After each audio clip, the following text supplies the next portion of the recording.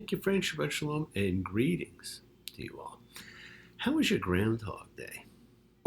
Little rodent condemned us to 6 more weeks of winter again. And boy, is it starting with a blast, an Arctic blast, that is, and snow and winter storms. Oh, the weather outside is frightful, but the fire is so delightful. Since we've no place to go, let it snow, let it snow, let it snow. Well, no, thank you. Do not let it snow. Before we had Groundhog Day, we had another event we've talked about. January 27th, the world over, we observed Holocaust Memorial Day. And I won't say we celebrated because how do you celebrate a Holocaust?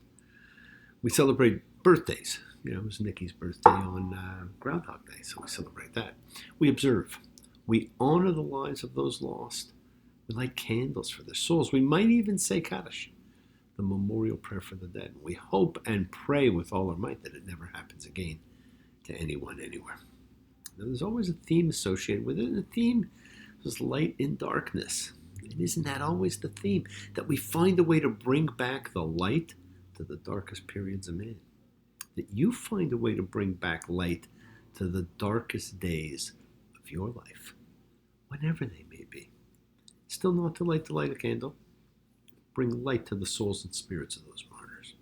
Now, this worldwide observation, this gathering, it's an opportunity for all of us to come together as the brotherhood of man to try and understand, honor, overcome, and review the thoughts, the feelings that make us, make us want to unite. Like we do when people come together seeking to connect in a personal and meaningful way, like when we find ourselves simply coming together as a like-minded group in a collective consciousness of seekers showing faith. Any and all faith, love, any and all love, a true chavura, which is a fellowship, as we express our nature of kindness, compassion, thoughts, feelings, hopes, dreams, and wishes that unites us all in this community house of spirit, Beth Ruach, sharing and bringing light, keeping fear at bay. And even though together we are always individual in our approach, each accepted, each connecting in his or her or their own way.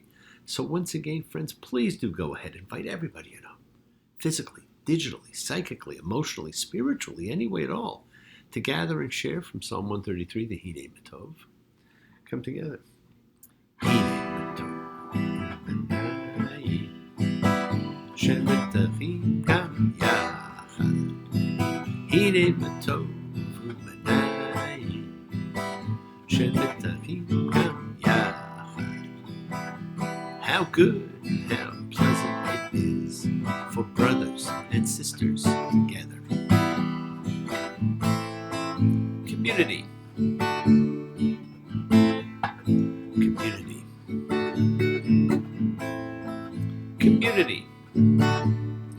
Together. You know what? We support each other in this community, so let's all spread love, goodwill, and fellowship to the entire world. Remember, friends, this is you setting aside a little bit of sacred time in your own sacred space to honor and converse with whoever, whatever you happen to believe in, because we all believe in something. It's a part of your kavanah, your intention that you put out to the universe. It's your goodwill. Goodwill and intention are the roots of what you control, what you correct. Your intention sets in motion everything that occurs in your lives, my friends. And let's take some time now. Let's use that intention and send some of that goodwill. Oh, I guess somebody just got their wings. Some light and some healing out to whoever you know that needs it. Healing and renewal for everybody. Floats through space, finding those in need. So send it out. For those you know, for the souls and spirits of everyone you love. So think of whoever that needs healing and renewal and love, or just plain goodwill. Focus on them. Call their names. It's not just for people, it's for our pets, it's for the earth, it is the healing of the world. The tikkun olam, healing of the world that is part of our spiritual genetic makeup. Now we have to help heal the world. It's not something we're necessarily ever going to complete. It's an ongoing task that seems to get harder and harder with every lifetime. But we each must do our own individual part. We each must do what we can to improve and change our own little corner of the world. Because as we change ourselves, we change the conditions of life. And a part of the healing of the world is our sending out the thoughts and energy for health and renewal and goodness for everybody. They don't have to be sick. It's for those in our hearts and our minds. So let's all send energy out for the people in need everywhere. Special thoughts and prayers for those who are, in desperate medical situations right now. We pray for those who need prayer. We don't have to know them. We want health, recovery, good life for everybody around us. For Cheryl and Jamie, for Walter and Shmuel, for Doria and Maria, for Gloria, Connie and Ronnie and Fern, Johnny and Terry, for the agent and Snoopy, for Pinky, Tony, for Danny and Tally, Nina and Barry, for all those suffering and in need. And I was just away where there were terrible winter storms and hurricane winds affecting so many. Let's hope they're okay. Let's not forget to include those families of our lives and those familiars of our lives, the people we don't necessarily see in the animals we've had, all of our sacred friends everywhere, for everybody in need, for the whole world, and for the bee. Friends, it is the kindness, the healing wishes, the goodwill and love we all send out. It just circles the world finding those in need. So thank you, each of you, for all you do, for all you care, because the world is a world of spirit. And spirit, my friends, never dies. Me, Shabbat. Avotenu, Makor Chacha, Limotenu, may the source of strength, it's the ones before us, help us find the courage, make our lives a blessing, the renewal of body, the renewal of spirit. Let us say, Amen. Misha Barak, let us all have our spirits renewed, because this is the great prayer for healing, which we call upon God to heal as He's healed before. Me, Shabarach, may He who blessed. Because all healing's a blessing. Let's all send and receive healing and renewal energy in our efforts to love, to share, to care, to grow. And isn't that what we spend life doing? All those things. Sharing and caring, loving, growing. Now, the other evening, I put on a classic TV station I'd never heard of, and it was playing It's a Wonderful Life.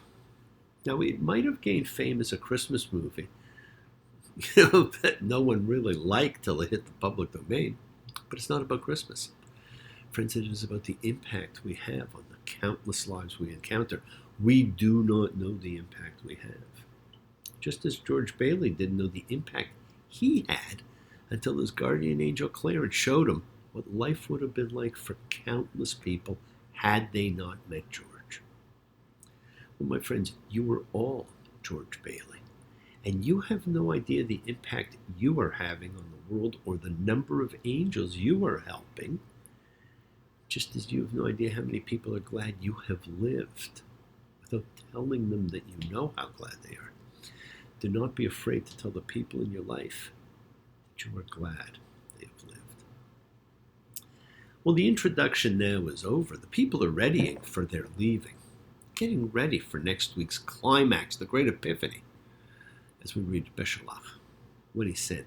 But first, we have to digest what we witnessed. The original Passover service, no other one would be the same.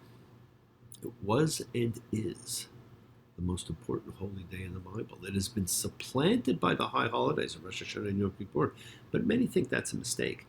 The most important holy day was the one reminding us we can be free. If there could only be one holiday in the year, it would be this one. We've all been given the ability to forgive and exercise that incredible power. We don't need a day for that. We should be doing that on an ongoing basis. But without freedom, there is nothing. We saw a ritual performed, which we were told to perform in perpetuity, and which we do not. We adopted a second temple and later ritual, which bears little resemblance to the ordered observation. And as we get ready for Passover, we will talk about it. And don't forget, this holiday was never called the Passover. This holiday was called the Festival of Unleavened Bread. And there's a very good reason for that, although most people don't like matzah. But we'll talk about that as we get closer to Passover too. Now this week the march begins. The official march is underway. The people cross the Red Sea with the magic and majesty of the sea splitting to allow the Israelites to cross. And God drowns the pursuing Egyptians. We see miracles begin to take hold, primarily involving light, food, and water, the three staples of life, of survival.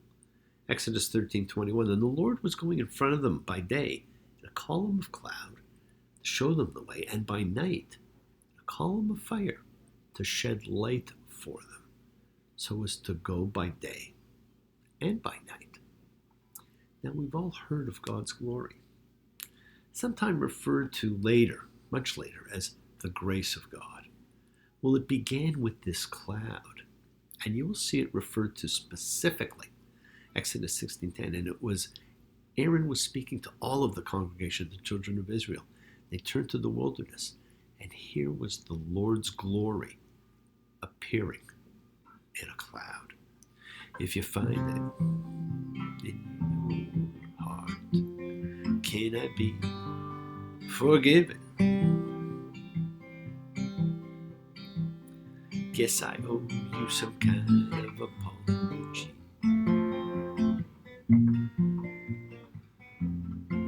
I've escaped death so many times, I know I'm only living by the saving grace that's over me. This was no ordinary cloud. This was a pillar with two sides, two functions. Very different functions. Exodus 13:21, the Lord was going in front of them by day in a column of cloud to show them the way, and by night in a column of fire to shed light for them. So as to go by day and night, but to protect them, to give them light, protect them with the cloud. These were really significant difference, but all through the one thing, this glory of God. Now the cloud and fire have a two-sided function, both conveying God's presence and reflecting God's mysteriousness. Now notice the narrative reports that God himself goes in front of the Israelites in the wilderness. But they don't see the deity because he travels in the daytime in the column of cloud, by night in the column of fire. So even though they have physical evidence of God being there, they don't see him. Don't forget, Exodus has to be read in the consciousness that the cloud of fire is present at all times. It's a constant miracle. It's an introduction of the cosmic in history. You have to have a sense of awe involved in this phenomenon, particularly expressed in fire, because it was the miraculously burning bush that first drew Moses. And now the people experience a similar phenomenon, a continuous, miraculous fire that they will see every day. And the pillar of cloud swings around from Israelites in the front to the rear in order to form a barrier between the Hebrews and anybody who was pursuing them. In this case, it's the Egyptians. So as night falls, the pillar of cloud, in response to gathering darkness, turns into fire to light up the night. We need light to hold off fear. Now, what you do not yet know is this cloud shifts and becomes a covering over the ark when it is built. And it begins to then take on another role as it determines when the people move forward and when the people stay. But for now, it is simply there to protect and to guide. This begins this 40-year journey in which visible proof of God is evident every single day. What happens when a lifetime is spent with something everyone ever since has yearned for? A palpable proof. Now perhaps you end up with either complete acceptance and expectation or dependence. But God's not finished with his introduction yet. Don't forget, all of this was about his introduction. The plagues were his introduction, not punishment. He's not finished with Pharaoh. Exodus 14:4. And I'll strengthen Pharaoh's heart, and he'll pursue them, and I'll be glorified against Pharaoh and against all of his army. And Egypt will know I am he who causes being. God's not finished. This generation saw God and experienced miracles on a daily basis for 40 years. It's the only generation in history that did. But did they believe? Did they have faith? Did they know? Many nights we prayed with no proof anyone could hear. In our hearts, a hopeful song we barely understood. We are not afraid, although we know there's much to fear. We were moving mountains long before we knew we could. Yes, there can be miracles when you believe. The hope is frail, it's hard to kill. Who knows what miracles you can achieve when you believe somehow you will.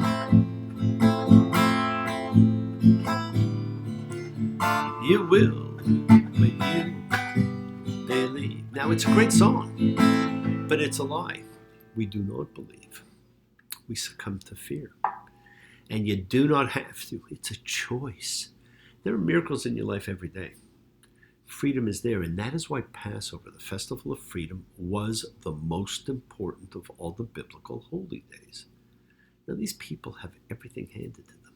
The whole description of the food from God, the manna from heaven, plays a lot like Abbott and Costello's Who's on First. Exodus 16:15, and the children of Israel saw, and he said to his brother, "What is it?" Because they did not know what it was. And Moses said to them, "That is the bread that the Lord has given you for food." What is it in Hebrew? Is manna. It's a play on words because these words can mean it is manna. So instead of who's on first, they say it's what. And the people then take this not as a question, but as a statement. It's what? And it becomes simply known thereafter as what? Manna. They need not fear. They need not question. They simply have to gather the food up and eat. But that's not good enough.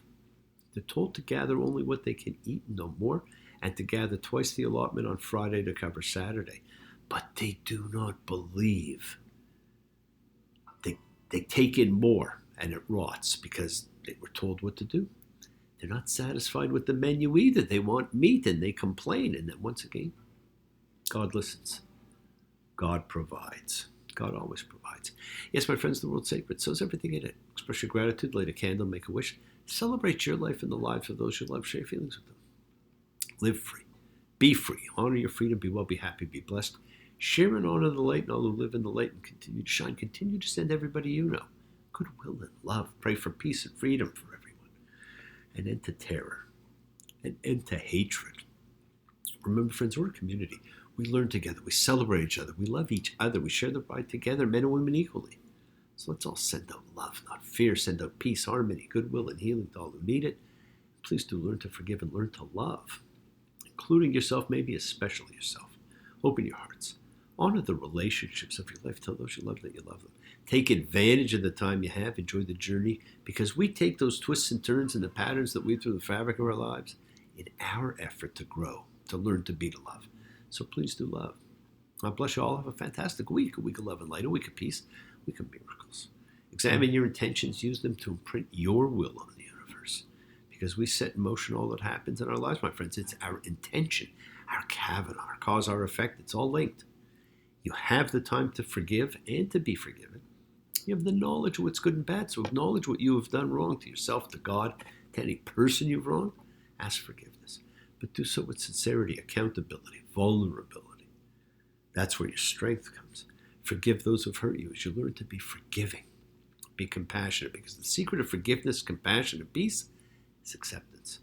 Can you accept yourself? Other people in the world just as they are? Can you accept life as it is without trying to control it? We try and control everything. If you do, you can experience the peace that acceptance brings. So do not stop your journey. Do not stop moving towards your promised land. It's your home. Keep on dreaming, keep on being, keep sharing, keep shining, keep teaching.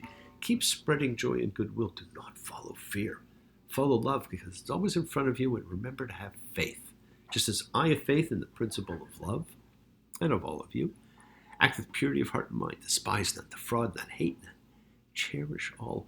Honor every child of God, every creature of the earth. May all people know peace in this year. May you nurture kindness and love everywhere you go.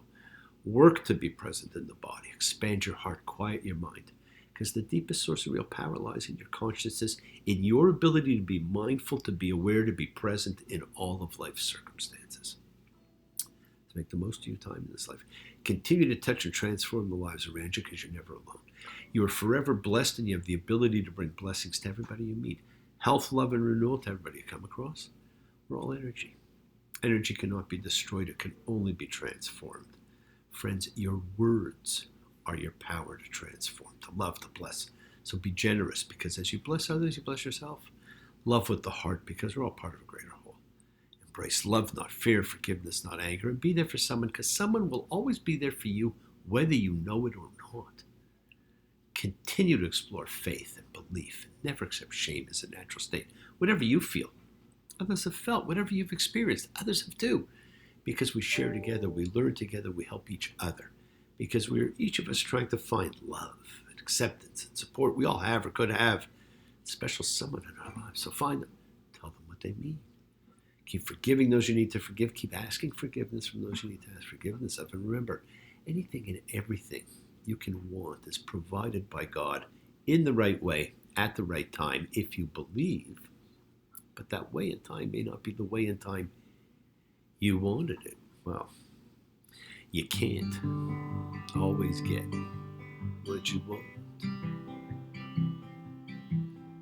You can't always get what you want. You can't always get what you want. But if you try sometime, you'll find you get what you need.